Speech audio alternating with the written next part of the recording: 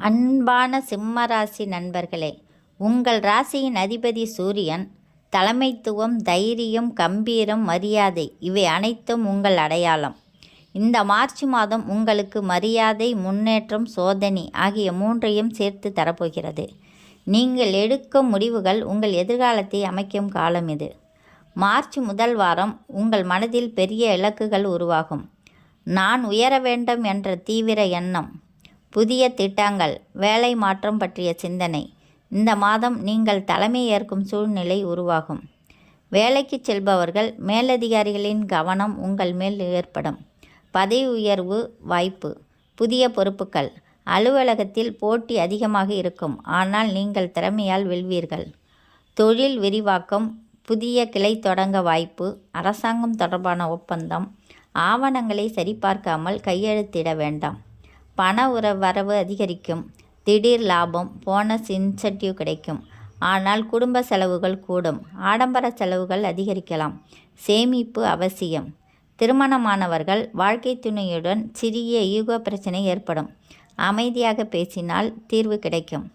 திருமணம் ஆகாதவர்கள், காதல் தொடக்கம், திருமண பேச்சு, சூரிய பலன் அதிகரிக்கும் நாட்களில் நல்ல செய்தி.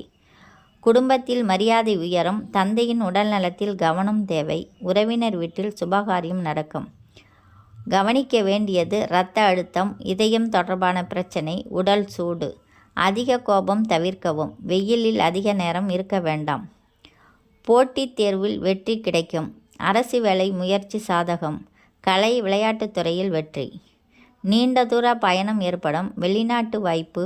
மார்ச் 3வது வாரம் முக்கியமான சந்திப்பு ஏற்படும். நிலம் வாங்க நல்ல காலம். வீடு மாற்றம், புதிய வாகனம் வாங்க வாய்ப்புள்ளது.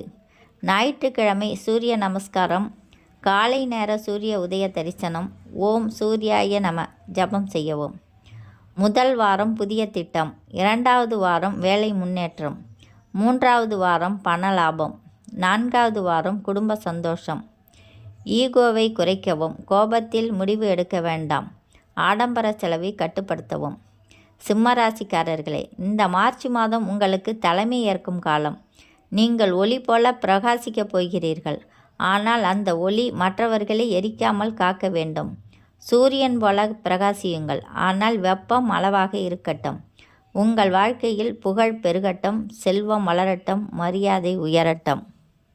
உங்கள் எல்லை பகுதியில் இருக்கக்கூடிய சாந்த சுரூபமாக இருக்கும் அம்மன் கோவிலில் தொடர்ந்து 2 தீபங்கள் ஏற்றி, உங்களால் முடிந்தது 24 நிமிடமாவது கோவிலுக்குள் அமர்ந்து தியானம் செய்து வழிபட்டு வர இந்த மாதம் உங்களுக்கு அதிகப்படியான முன்னேற்றத்தை தரும் மற்றும் பல தடைகளை நீக்கும்.